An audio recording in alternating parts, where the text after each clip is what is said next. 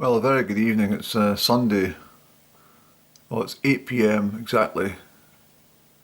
And no, it's not, Annie. It's 1949, if you want to be exact.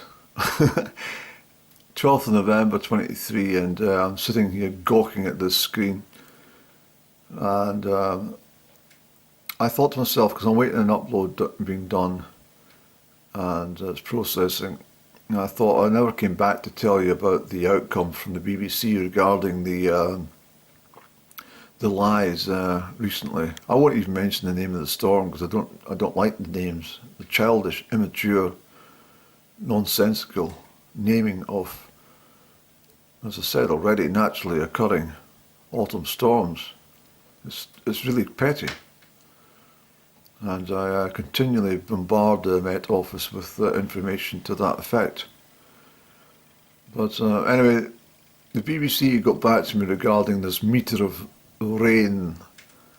It took them over 2 weeks to reply, but they did reply, and quite simply they said in one sentence, "We made a mistake." They used the word error. There was an error made in the... And I thought to myself, how cheap is that? They got so many journalists sitting there, highly paid journalists, proof editors, got people who are specialised to look at every single word before it's put onto site. And yet, I'm not talking punctuation, I'm talking about mentioning that Scotland, overnight, on I think it was the 8th of October, had a metre of rain. It was a downright lie, and the damage was done because lots of people then assumed it was a metre of rain and shared that information with other people, those who had read the news article. It was taken down, I saw it at 7:45 on the Sunday morning, so it would have been the 7th, overnight, the 7th to the 8th of October. I spotted it the Sunday morning. Or was it the Monday morning, Andy? I can't remember myself now. I'm not going to start searching. But anyway, the story is that I immediately contacted them, and they removed it within 15 minutes. But I don't understand how anyone could make an error of that magnitude. I mean, anyone with any common sense would realise that, 100 centimetres of rain, it's just ridiculous. I mean, 50 millimetres, that's 2 inches of rain, isn't it? 25 millimetres is 1 inch, so that would be, 40 inches of rain in one night. And they didn't get it. And all they could say was it was a mistake. They didn't even apologise. So that was the BBC. As far as the Met Office, they've replied to me on occasions. They're much more jolly when they reply. They don't seem to grasp the magnitude of the bullshit that they come away with on a daily basis. And if you look at any of these weather forecasts, you'll undoubtedly see in the background either a Photoshop image of a darkened sky, a burnt red sunset, or indeed it will be a wind turbine flapping round and round and round.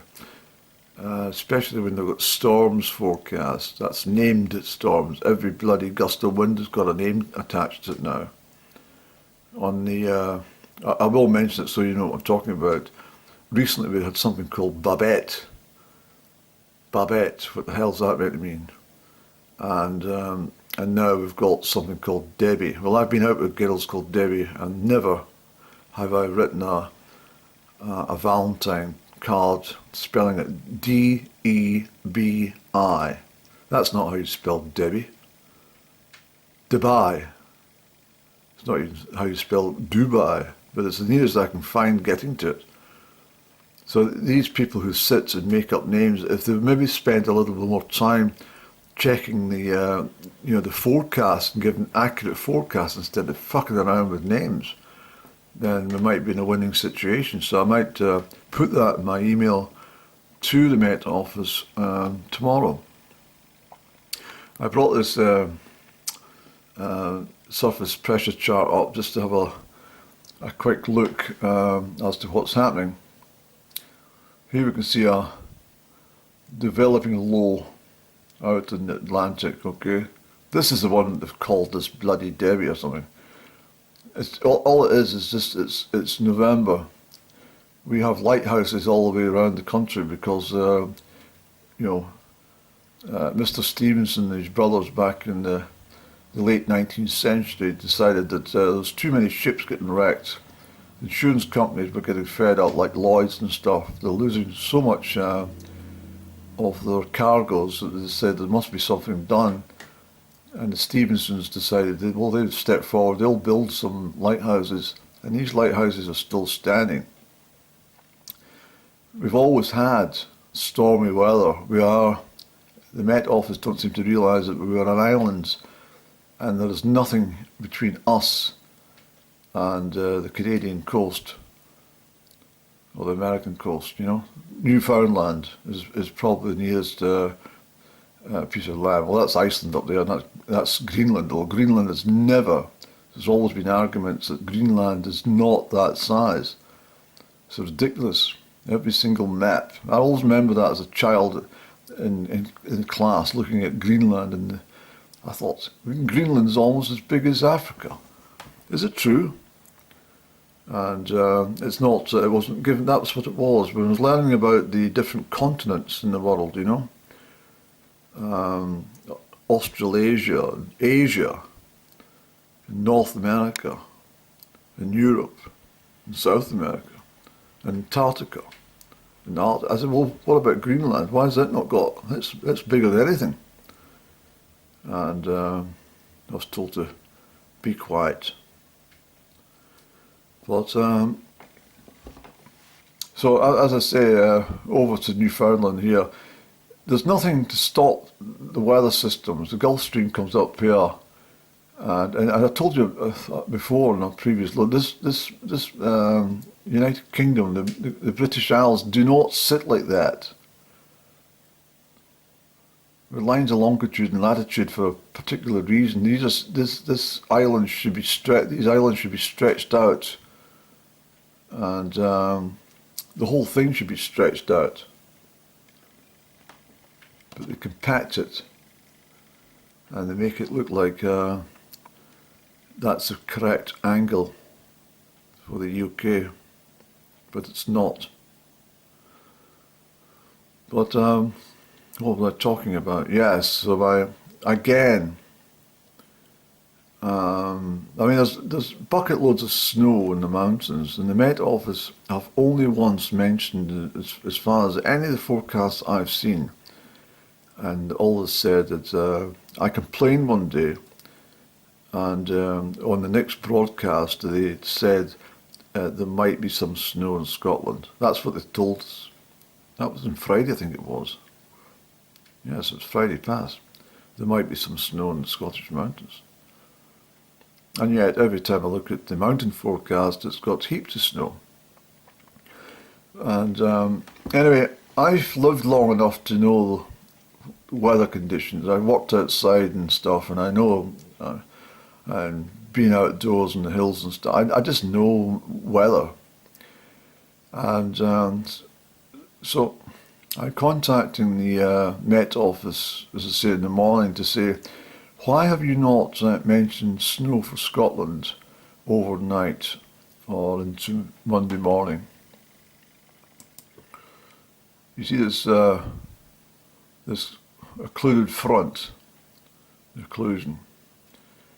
And these winds are coming up from the south, okay? But we've had a lot of cold weather sitting over the UK for a few days now. You may have noticed it was quite chilly in the mornings and at night. Well, that air is still there. So when this weather front meets the cold air, it's going to turn to snow at elevation. This bloody wind thing's going to move through. It'll give blizzards and more rain. More rain here for the east coast. Yes. So that rain will fall as snow. I've looked at the temperatures and they indicate something at 5 degrees at dawn. That's 5 degrees Celsius. Well, as I mentioned before, for every 1,000 feet you go up a mountain, it'll drop by 3 degrees. And so that will be a lot of snow for the mountains as a result. You can see quite clearly the winds turn to a easterly direction as a result of the low spins in. The low always spins in an anti-clockwise manner. Unless, of course, you're in the southern hemisphere, it does a complete opposite. It's the same as your water as it goes down the bath hole. It goes down in the opposite direction in the southern hemisphere.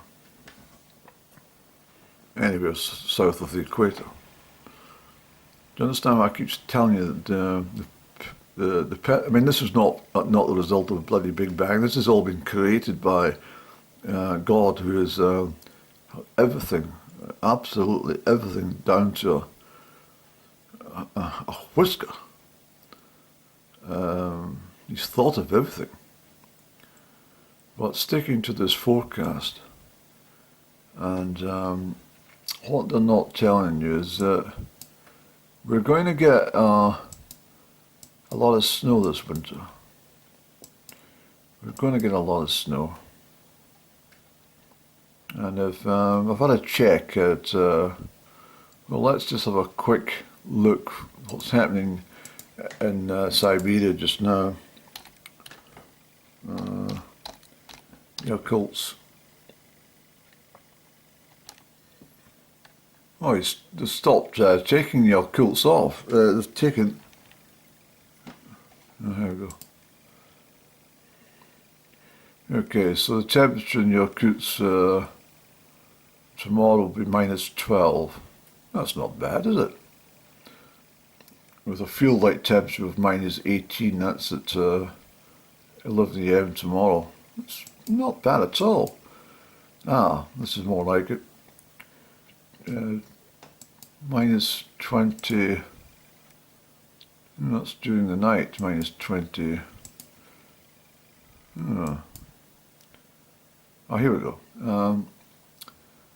-22, 9 o'clock on Thursday morning, -21, with a feels like temperature of -26. So that's your coast. Let's see what's happening in Alaska. We'll go to Fairbanks.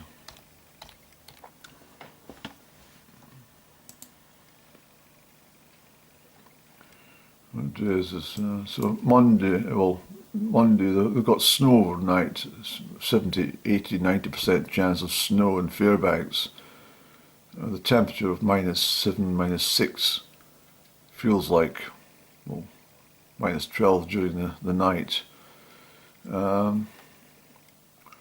What about Anchorage, Jenny, in Alaska?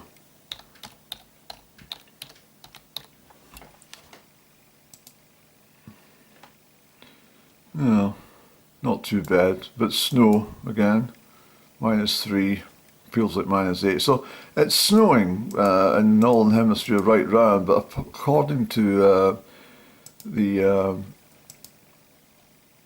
Met Office, Scotland never gets any snow. And I'm going to tell you the reason why this occurs.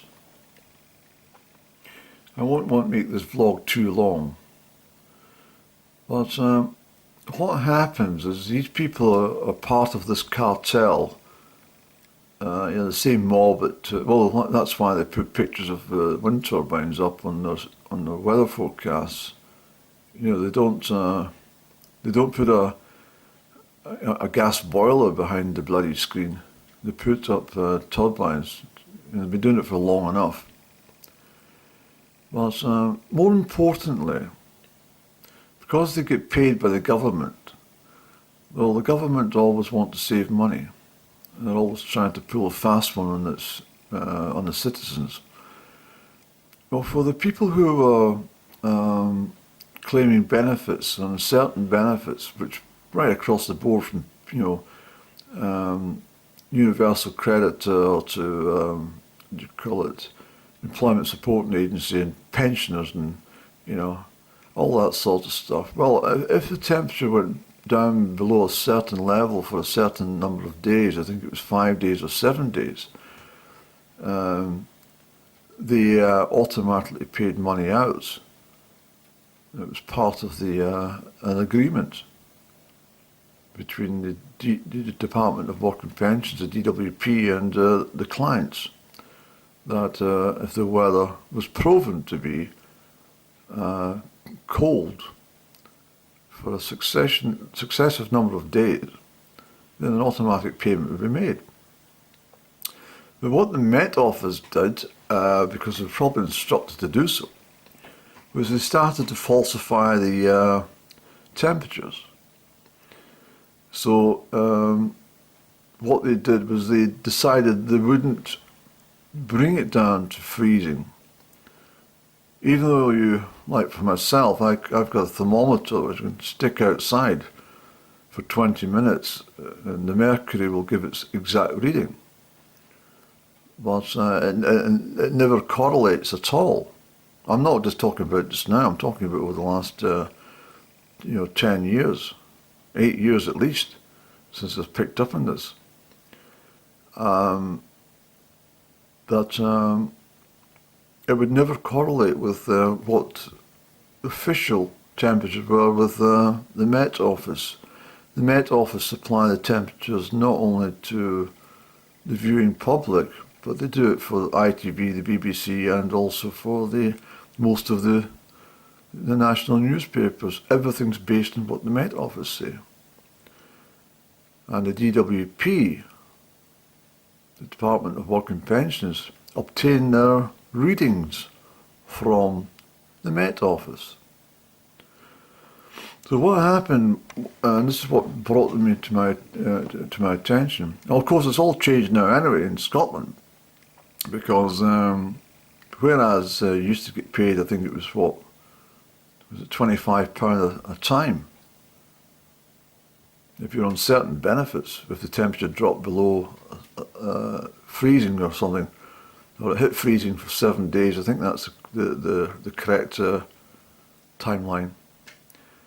You got this extra money.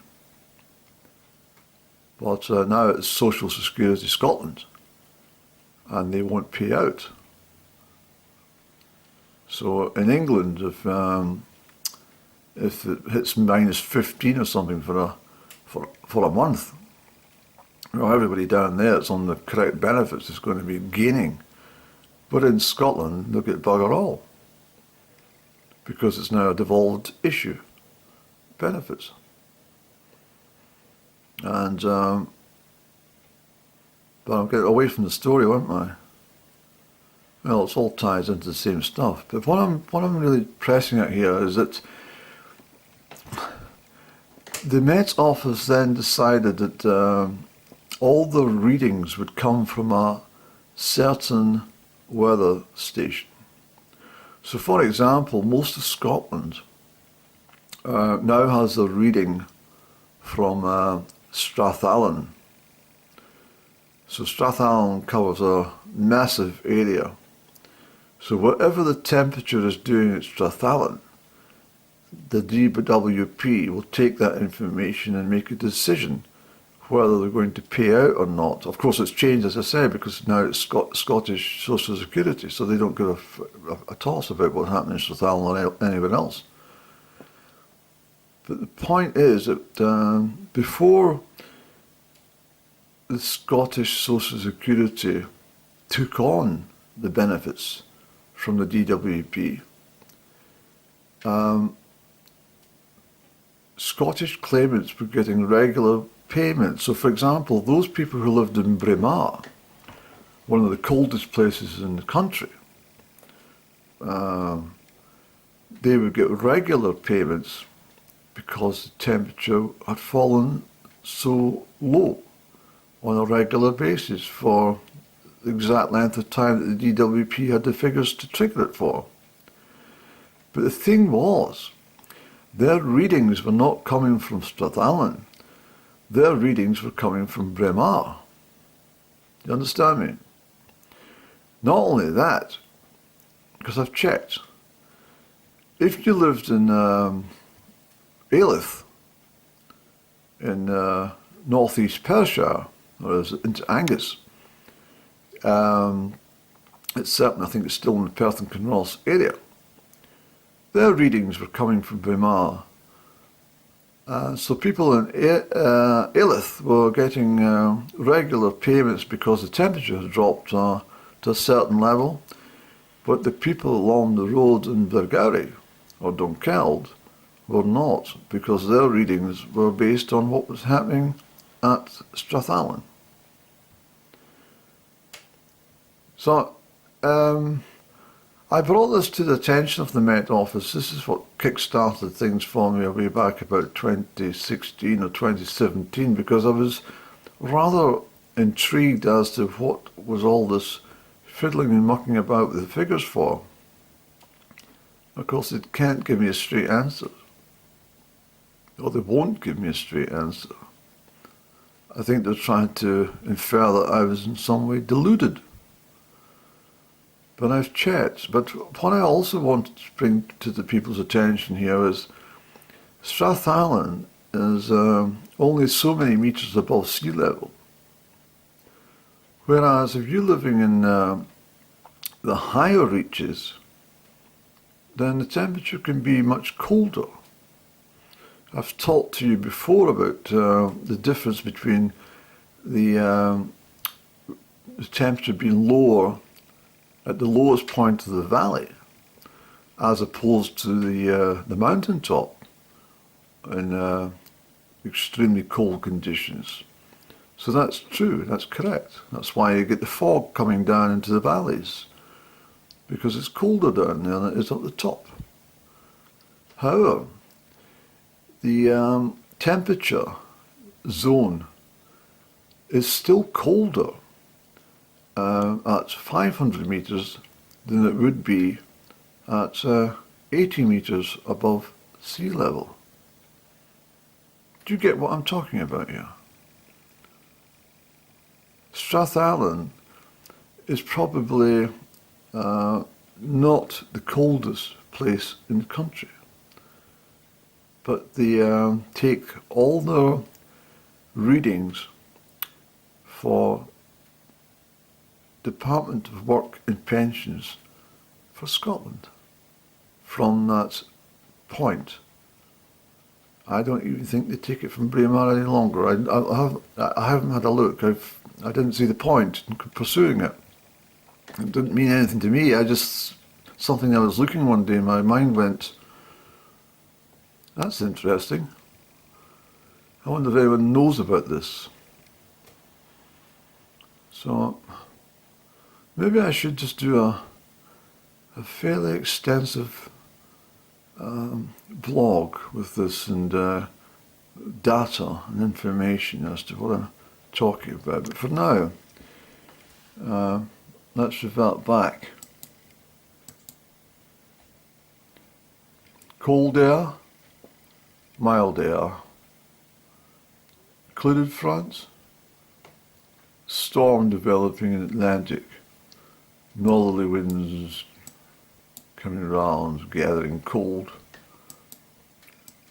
tracking eastwards to the UK. A clouded front moves through, milder weather in the south, winds from the east in Scotland, This is the crucial part. It's what's happening along here. And there it is there. That's the snow at midnight. Midnight snow in the mountains that the Met Office have again failed to mention in any of their weather updates this weekend. Thank you.